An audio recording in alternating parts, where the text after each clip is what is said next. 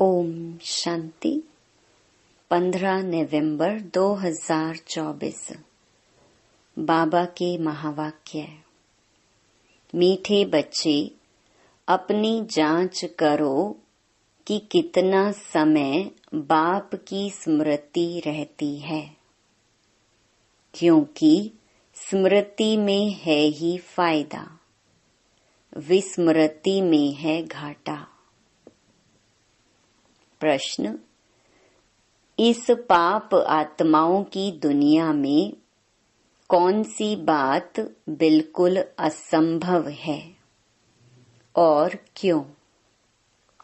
उत्तर: यहाँ कोई कहे हम पुण्य आत्मा हैं, यह बिल्कुल असंभव है, क्योंकि दुनिया ही कलयुगी तमो प्रधान है। मनुष्य जिसको पुण्य का काम समझते हैं वह भी पाप हो जाता है, क्योंकि हर कर्म विकारों के वश हो करते हैं। ओम शांति। यह तो बच्चे समझते होंगे, हम अभी ब्रह्मा के बच्चे, ब्रह्मा कुमार कुमारियां हैं, फिर बाद में होते हैं देवी देवता। यह तो तुम ही समझते हो, दूसरा कोई नहीं समझते। तुम जानते हो हम ब्रह्मा कुमार कुमारियां बेहद की पढ़ाई पढ़ रहे हैं। 84 जन्मों की पढ़ाई भी पढ़ते, सृष्टि चक्र की पढ़ाई भी पढ़ते, फिर तुमको यह शिक्षा मिलती है कि पवित्र बनना है। यहाँ बैठे तुम बच्चे बाप को याद तो जरूर करते हो, पावन बनने के लिए। अपने दिल से पूछो, सच सच हम बाप की याद में बैठे थे या माया रावण बुद्धि को और तरफ ले गई? बाप ने कहा है, मामेकम याद करो तो पाप कटे। अब अपने से पूछना है, हम बाबा की याद में रहे या बुद्धि कहाँ चली गई? स्मृति रहनी चाहिए कितना समय हम बाबा की याद में रहे, कितना समय हमारी बुद्धि कहाँ कहाँ गई। अपनी अवस्था को देखो। जितना टाइम बाप को याद करेंगे उससे ही पावन बनेंगे। जमा और ना का भी पोता मेल रखना है। आदत होगी तो याद भी रहेगा, लिखते रहेंगे। डायरी तो सबके पॉकेट में रहती ही है। जो भी व्यापार वाले होते हैं उन्हों की है हद की डायरी, तुम्हारी है बेहद की डायरी। तो तुमको अपना चार्ट नोट करना है। बाप का फरमान है, धंधा आदि सब कुछ करो, परंतु कुछ समय निकाल मेरे को याद करो।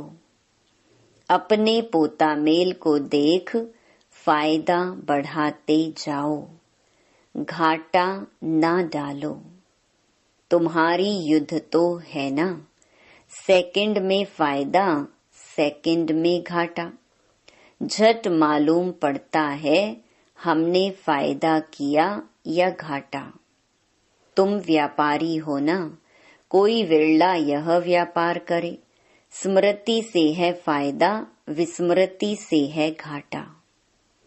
यह अपनी जांच करनी है।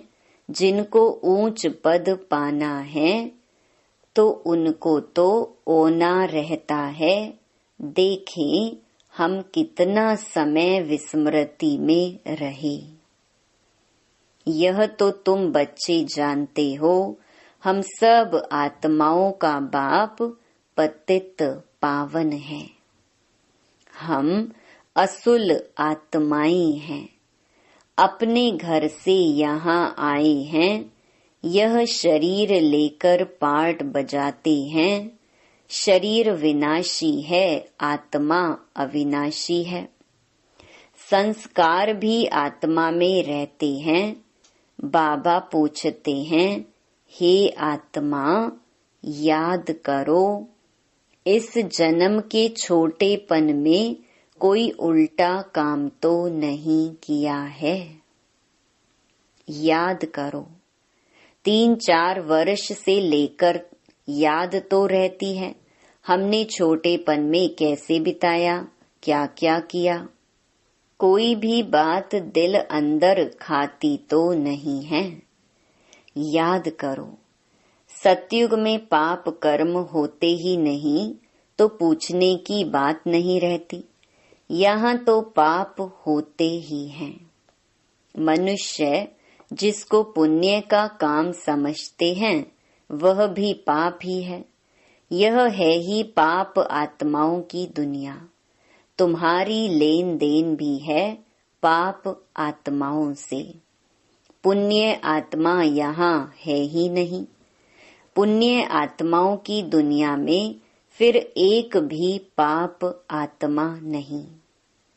पाप आत्माओं की दुनिया में एक भी पुण्य आत्मा नहीं हो सकती। जिन गुरुओं के चरणों में गिरते हैं वह भी कोई पुण्य आत्मा नहीं है।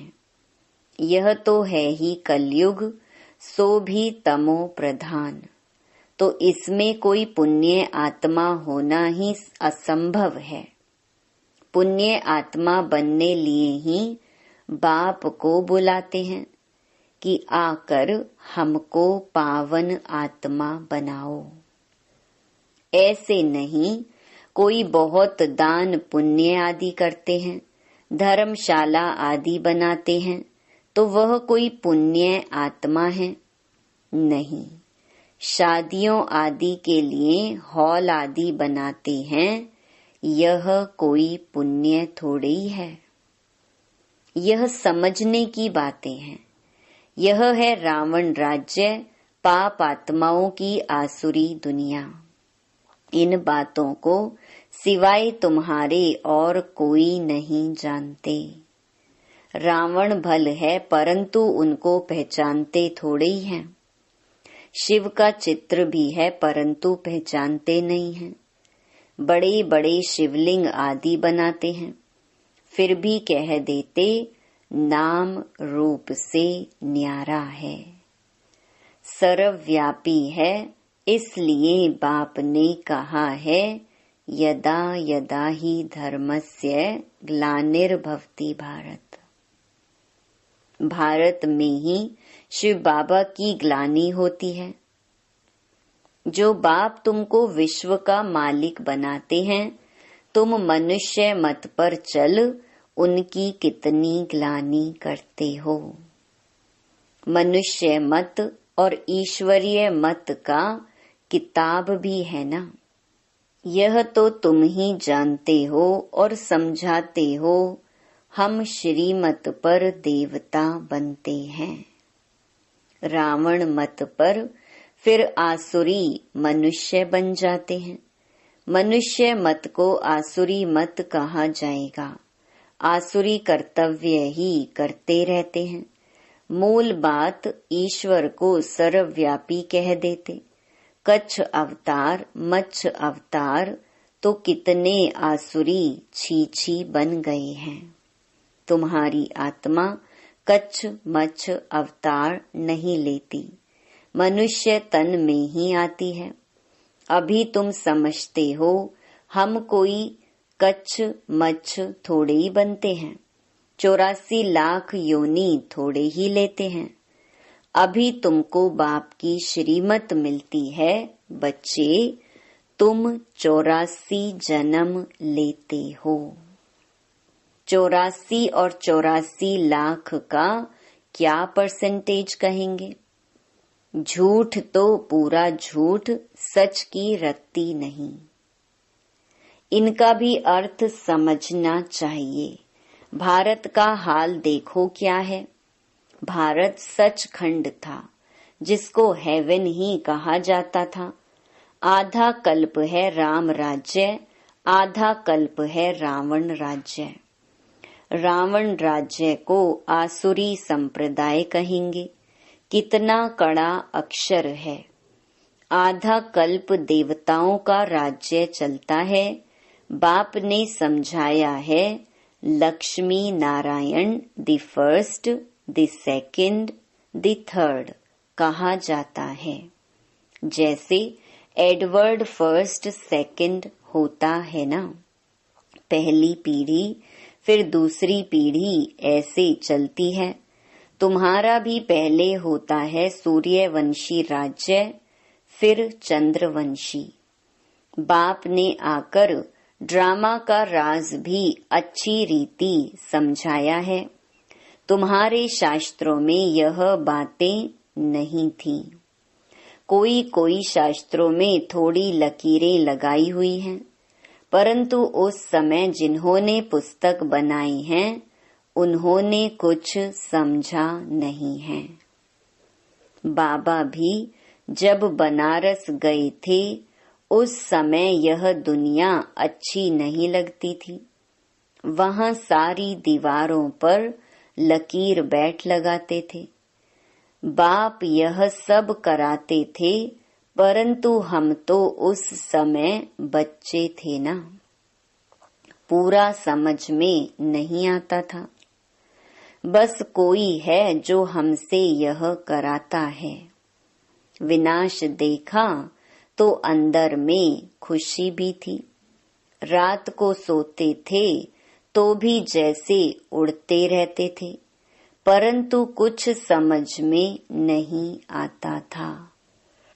ऐसे ऐसे लकीरें खींचते रहते थे। कोई ताकत है जिसने प्रवेश किया है। हम वंडर खाते थे। पहले तो धंधा आदि करते थे, फिर क्या हुआ, कोई को देखते थे और झट ध्यान में चले जाते थे। कहता था यह क्या होता है, जिसको देखता हूँ उनकी आंखें बंद हो जाती हैं। पूछते थे क्या देखा, तो कहते थे वैकुंठ देखा, कृष्ण देखा। यह भी सब समझने की बातें हुई ना, इसीलिए सब कुछ छोड़कर बनारस चले गए समझने लिए। सारा दिन बैठा रहता था, पेंसिल और दीवार और कोई धंधा ही नहीं। बेबी थे ना, तो ऐसे ऐसे जब देखा तो समझा अब यह कुछ करना नहीं है, धंधा आदि छोड़ना पड़ेगा। खुशी थी यह गदाई छोड़नी है। रावण राज्य है ना, रावण पर गधे का शीश दिखाते हैं ना, तो ख्याल हुआ यह राजाई नहीं गदाई है। गधा घड़ी घड़ी मिट्टी में लथेड़कर धोबी के कपड़े सब खराब कर देता है। बाप भी कहते हैं तुम क्या थे, अब तुम्हारी क्या अवस्था हो गई है। यह बाप ही बैठ समझाते हैं और यह दादा भी समझाते हैं। दोनों का चलता रहता है। ज्ञान में जो अच्छी रीति समझाते हैं वह तीखे कहेंगे। नंबरवार तो है ना, तुम बच्चे भी समझाते हो यह राजधानी स्थापन हो रही है, जरूर नंबरवार पद पाएंगे। आत्मा ही अपना पार्ट कल्प कल्प बजाती है, सब एक समान ज्ञान नहीं उठाएंगे।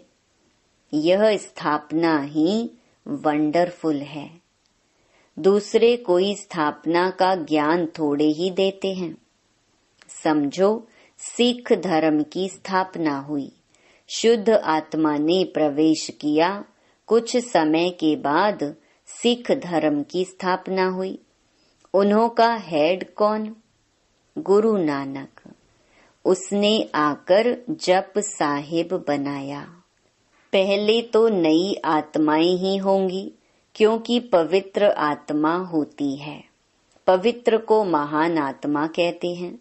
सुप्रीम तो एक बाप को कहा जाता है, वह भी धर्म स्थापन करते हैं तो महान कहेंगे, परंतु नंबरवार पीछे पीछे आते हैं।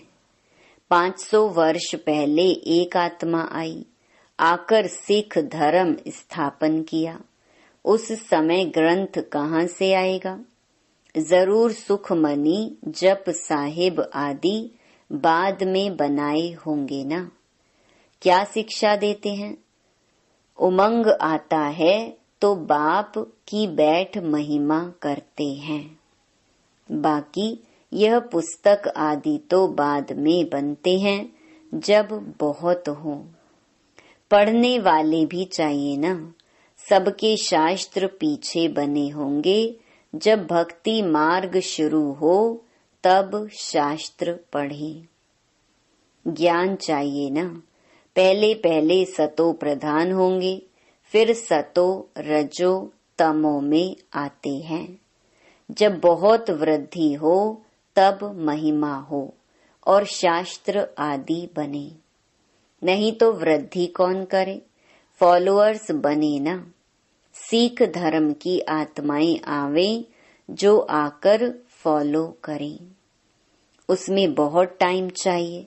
नई आत्मा जो आती है उनको दुख तो हो नहीं सकता। लॉ नहीं कहता। आत्मा सतो प्रधान से सतो रजो तमो में आवे तब दुख हो। लॉ भी है ना। यहाँ है मिक्सअप। रावण संप्रदाय भी है तो राम संप्रदाय भी है। अभी तो संपूर्ण बने नहीं हैं। संपूर्ण बनेंगे तो फिर शरीर छोड़ देंगे। कर्मातीत अवस्था वाले को कोई दुख हो न सके। वह इस छीछी दुनिया में रह नहीं सकते। वह चले जाएंगे, बाकी जो रहेंगे वह कर्मातीत नहीं बने होंगे। सब तो एक साथ कर्मातीत हो नहीं सकते। भल विनाश होता है तो भी कुछ बचेंगे। प्रलय नहीं होती। गाते भी हैं राम गयो रावण गयो। रावण का बहुत परिवार था। हमारा परिवार तो छोटा है। वह कितने ढेर धर्म हैं। वास्तव में सबसे बड़ा हमारा परिवार होना चाहिए, क्योंकि देवी देवता धर्म सबसे पहला है। अभी तो सब मिक्सअप हुए हैं तो क्रिश्चियन बहुत बन गए हैं। जहाँ मनुष्य सुख देखते हैं, पोजीशन देखते हैं, तो उस धर्म के बन जाते हैं। जब जब पोप आता है तो बहुत क्रिश्चियन बनते हैं। फिर वृद्धि भी बहुत होती है। सतयुग में तो है ही एक बच्चा एक बच्ची, और कोई धर्म की ऐसे वृद्धि नहीं होती। अभी देखो सबसे क्रिश्चियन तीखे हैं। जो बहुत बच्चे पैदा करते हैं उनको इनाम मिलता है, क्योंकि उन्हों को तो मनुष्य चाहिए ना, जो मिलिट्री लश्कर काम में आएगा। हैं तो सब क्रिश्चियन। रशिया, अमेरिका सब क्रिश्चियन हैं। एक कहानी है। 2 बंदर लड़े, माखन बिल्ला खा गया। यह भी ड्रामा बना हुआ है। आगे तो हिंदू मुसलमान इकट्ठे रहते थे। जब अलग हुए तब पाकिस्तान की नई राजाई खड़ी हो गई। यह भी ड्रामा बना हुआ है। 2 लड़ेंगे तो बारूद लेंगे, धंधा होगा। ऊंच ते ऊंच उन्हों का यह धंधा है। परंतु ड्रामा में विजय की भावी तुम्हारी है। 100% सर्टेन है। तुम्हें कोई भी जीत नहीं सकते। बाकी सब खत्म हो जाएंगे। तुम जानते हो नई दुनिया में हमारा राज्य होगा, जिसके लिए ही तुम पढ़ते हो, लायक बनते हो। तुम लायक थे, अब ना लायक बन पड़े हो, फिर लायक बनना है। गाते भी हैं पतित पावन आओ, परंतु अर्थ थोड़ी समझते हैं। यह है ही सारा जंगल। अब बाप आए हैं, आकर कांटों के जंगल को गार्डन ऑफ फ्लावर बनाते हैं। वह है डेटी वर्ल्ड, यह है डेविल वर्ल्ड। सारी मनुष्य सृष्टि का राज समझाया है। तुम अभी समझते हो हम अपने धर्म को भूल धर्म भ्रष्ट हो गए हैं। तो सब कर्म विकर्म ही होते हैं। कर्म विकर्म अकर्म की गति बाबा तुमको समझा कर गए थे। तुम समझते हो बरोबर कल हम ऐसे थे, फिर आज हम यह बनते हैं। नजदीक है ना। बाबा कहते हैं कल तुमको देवता बनाया था, राज्य भाग्य दिया था, फिर सब कहाँ किया। तुमको स्मृति आई है भक्ति मार्ग में हमने कितना धन गंवाया है। कल की बात है ना। बाप तो आकर हथेली पर बहिष्ट देते हैं, यह ज्ञान बुद्धि में रहना चाहिए। बाबा ने यह भी समझाया है, यह आंखें कितना धोखा देती हैं। क्रिमिनल आई को ज्ञान से सिविल बनाना है। अच्छा, मीठे मीठे सिकिलधे बच्चों प्रति माता पिता बाप दादा का याद प्यार और गुड मॉर्निंग। रूहानी बाप की रूहानी बच्चों को नमस्ते। धारणा के लिए मुख्य सार। पहला, अपनी बेहद की डायरी में चार्ट नोट करना है कि हमने याद में रहकर कितना फायदा बढ़ाया। घाटा तो नहीं पड़ा। याद के समय बुद्धि कहाँ कहाँ गई। दूसरा, इस जन्म में छोटेपन से हमसे कौन कौन से उल्टे कर्म अथवा पाप हुए हैं वह नोट करना है। जिस बात में दिल खाती है उसे बाप को सुनाकर हल्का हो जाना है। अब कोई भी पाप का काम नहीं करना है।